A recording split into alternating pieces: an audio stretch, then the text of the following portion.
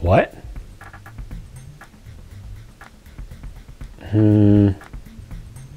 Okay, I guess I do. Fine, okay. God, jeez, just show me how to do it. Maybe is it down here, or up here? Just tear it, huh? Okay. All right, just tear it off. Ah. Well, will you look at that? There's a car inside. Here, I almost thought there was going to be a person inside with all the chattiness of the box itself. Hi, everybody. Jang here from ultimaterc.com, and this is an unboxing of the Duratrax VW Baja Bug. It comes ready to run, as you see here, and if you thought it was chatty on the front, well, it's got the same stuff going on the back. This thing is made to be displayed in a store, but I didn't get it in a store. I got it off of towerhobbies.com, where I get most of my stuff. So already we see what comes with this package, but let me go ahead and take it the rest of the way out of this box and take a better look at it.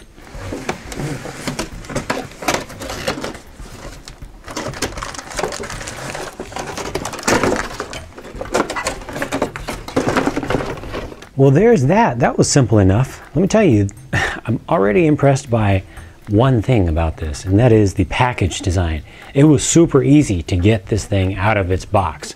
Didn't have to spend a bunch of time cutting zip ties and stuff. It just pulled, hit a couple pieces of tape, took them off. Everything came out really easy. It's almost as if they want you to drive this thing. That puts me in a good mood to start with, when I don't have to fight to get a product out of its package. On the side over here, the manual came, and it also does have a huge sheet of decals for you to do a little bit of personalization and customization to your Baja Bug. And then here we've got a little baggie of accessories. They give you a T-wrench. Looks like this is something for adjusting a piece of electronics, probably speed control. It has some extra body clips in it, and this looks like a shorty antenna tube. So I'll just set that aside for now and look at one more thing, so I can really put most of my emphasis and time into looking at the Baja Bug itself. But here is the radio, and you notice there's no antenna, no place to attach an antenna. This is a 2.4 gigahertz radio system, so that is a good thing. And it is compatible with Futaba FHSS systems. So if you have a Futaba FHSS 2.4 gigahertz radio, or you get one later, you can bind it to the receiver that's already in here. But if you don't get one, you get this. It's very basic, has kind of the Futaba style to it, and it has reversing trims, analog, and it also has dual rate, so that's good. That's if there's one extra thing you want to have, it's dual rate, so you can adjust your overall servo travel and make sure that you're not going to be overstressing the servo. And let's see how many batteries. It only takes 4 AA batteries. Good. I very much appreciate that nowadays, not having to plop 8 of them in there. Now the AA batteries are not included with this kit, so you will need those, but let me just take a look at the vehicle itself. This is my first time seeing it, and obviously a licensed model of an actual VW original Beetle, and it's done up in Baja style with extra wide fenders on it. They've got these nice scale-ish looking wheels and tires on it, kind of the beadlocks style here. I mean, they're glued on, of course, but it's got the little bit of riveting or bolts design around it. A really nice looking tread, although the rubber compound's a little on the hard side, and yeah, I wish that was better. Already a little bit disappointed by that. Same thing that you got on the Duratrax Evader DT, which is basically what this whole platform is based on, with just a different body up top. Cool detailing with the engine compartment back here. They went a little bit above and beyond with that, with actual molded plastic pieces, and you can see they've got a air filter up here.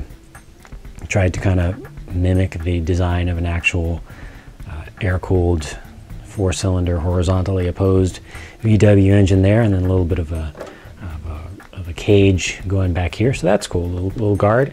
And then also on top there's this roof rack that comes installed and some fake lights. You could probably figure out a way to rig those up to have some actual LEDs in them, but they're on a little bit on the small side. But oh yeah, and then we've got the large front bumper, which looks like it's directly from the Evader DT. If you haven't seen the Evader DT, it's a similar sort of thing, but with a truck body on it. Not really a short course, more like a desert runner, just in a pickup truck form. I've got a full review on that. I'll go ahead and take this body off and see what we get underneath. Whoa, that thing really sprung right off. Now, I hate losing body clips just driving around, but these are a little on the extra tough side. They really don't want to come off even when you want them to come off. So a couple things I can see have been changed since the last time I looked at the Evader series here, but let's just take a look at the overall platforms based on the classic Evader style, but this one in particular is more based on the buggy version. So this one actually has the narrower track. It's not as wide as the original Stadium truck was, but this overall design is a familiar design. It's been around for years and years and years and years and years, and they've just done small, slight updates to it over time, mostly with the things that get added on to it. They also, in relatively recent history, updated this battery strap right here. So let me go ahead and take that off. It's another one of these thick body pins, but this is a new piece that's actually designed to give you enough room under there to install a LiPo battery pack. And I've done that with my DT. It gets a little bit tight in there, but it does fit. There is enough room all the way around to get that. Oh man, these pins. Let's see. This is something new. Right here. That is a waterproof receiver box. How cool is that? That's a new thing for Duratrax. And also the steering servo, I'm told, is waterproof in addition. And that's more good news for me and for anybody that likes to get their vehicles dirty. Well, there's more good news where that came from. The new Sprint 2 Plus ESC is itself waterproof. And it gets better with the ESC. The Sprint 2 Plus also has a LiPo cutoff mode. So this thing is ready to be set up to drive with a actual LiPo pack. If you don't have any nickel metal hydrides, well, no problem. You don't have to get one. You can just go ahead and use LiPo 2S, of course, right from the start. So far, good things going on with the electronics. It does have an adjustable servo saver on the steering column over here. It does have turnbuckles all the way around, so you've got adjustable toe up front, you've got adjustable camber here, you've also got adjustable camber at the rear. This was based on an old racing chassis, and it actually still has a lot of adjustability to it with the whole suspension setup. So if you look down there on the A-arms, you've got 3 mounting holes here where you can mount up the shocks. There's even an old mount from a sway bar mount. I don't know if they still have a sway bar set available for this, but the mount is there so you can rig up your own. Even on the shock tower, there are 3 spots up here where you can attach the shocks. At the rear, you've got even more. You've got 5 holes here, and then there are 2 down here on the bottom. And let's see, looking at the hubs, there's even a little bit of wheelbase adjustment. So right now it's in the middle wheelbase position, but you can shorten that up, moving the center of gravity rearward a little bit. And you can also make it longer for just a little bit more stability. Unfortunately, the pins are all using E-clips. That's just something that I don't like in life in general, E-clips, but that's just something you got to live with on this one, I guess. The motor back here it's a brushed motor. You know, it's a brushed only setup here, keeping the costs down. It's more entry level. This is a 19-turn sealed can non-rebuildable motor. The Duratrax Photon Speed is what they call it. It does have a slipper clutch. It's adjustable from the outside. Just pull this plug right out. stick a wrench in there, and you can adjust the tightness of the slipper clutch, so that is good. It does have a gear diff inside, more goodness, although the gears are actually plastic. The main gears that mesh inside of there are plastic. A little bit more adjustability I didn't mention. You've got 3 holes on the hubs here for adjusting camber length, and then there are also 4 holes here on this rear bulkhead that allow you to change length as well as roll center just a little bit. It does have metal dog bones back here, and they're spring loaded to try to keep them centered up nicely. Got a little bit of a motor guard back here, although this one capacitor is kind of in a not the best position. I'll just bend that around so it's a little bit out of the way of harm, but good to have a motor guard. And there is a little bit of a gap with the stock setup, so there's a little bit of impact absorption before an impact actually hits the motor and tries to change the mesh on you. These shocks, they're plastic bodied, but they have aluminum caps to try to help keep them together. You can see that the springs are not linear rate. They're softer down here, and they're actually progressive, true progressive, single progressive rate. And as far as how they feel, way too stiff. Just way too stiff. That's going to make the ride too bouncy. The rear isn't as bad. The rear, definitely the softer coils are feeling pretty good, but once you get more into the heavier coils, it starts to stiffen up. And I would probably want to make that a lot softer for just a softer ride.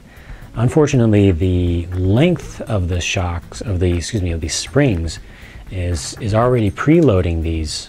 You can see there's no room to take anything out. I guess I could take out this upper little capturing ring piece to give it just a little less preload, but it's fully preloaded. When you pick the vehicle up without a battery inside of it, there's no droop, no additional droop. The wheels are not dropping down at all.